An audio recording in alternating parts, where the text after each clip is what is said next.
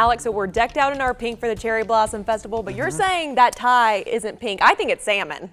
I think it's red. I don't know. Maybe I'm colorblind. It's pink. Definitely not red. It's not red. Well, yeah, it's not like a pure red, but it's in the red family.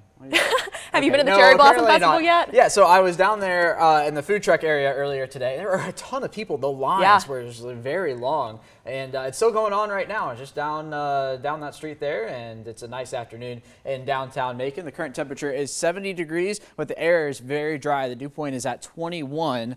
And so the wind and the combination of the dry air not making for a great afternoon in terms of the fire weather conditions. We'll talk about that in just a second. 69 in Byron and in Warner Robins, a nice afternoon down there as well. 67 Roberta, 68 in Butler, and 70 out in Dudley and in Dublin this evening. Down to the south, got a mix of 60s and 70s as well. 71 in Unadilla, 70 in Dublin, 69 in Wrightsville, and 64 still up in Monticello this evening. So here comes the radar. Nothing to speak of out there. The air again is very dry, and here are the wind gusts gusting over 30 miles an hour at times. 32 mile an hour gust here in Macon, as well as in Thomaston. 29 down there in Unadilla, 33 miles an hour in Sandersville, and because of that, a wind advisory is in effect until 8 p.m. tonight for those gusts up to about 35 miles an hour. Also have a red flag warning in effect. This is the combination of low humidity and the winds, and it could cause fires to spread easily across the area. That is this afternoon and evening.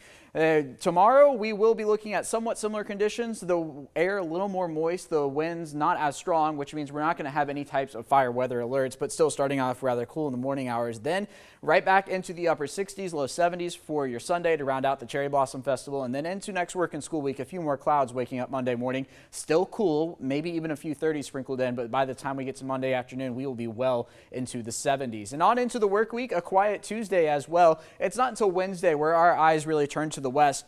This is our next cold front arriving. We could be looking at some severe weather out in parts of Louisiana, Arkansas, Mississippi, Alabama, but luckily it does look like that front's going to come through here. It's looking like the morning hours, which would decrease our severe weather threat, which is good news for us, but we're going to have to watch the timing on this closely because it could be another strong cold front, which means cooler temperatures behind it, something we'll be keeping an eye on the days ahead. Does look like we clear out for Friday, however. So for this afternoon and into the evening, cooling off rather quickly down into the 50s, eventually down into the 40s, and overnight low of about 42 degrees. The average low is 47. The winds will be dying down as well, not as strong. Sunset is at 7:50 tonight. Then for tomorrow, 70 degrees, sunny skies, a stellar Sunday, and the sunrise is at 7:34 in the morning. Here comes the 7-day forecast.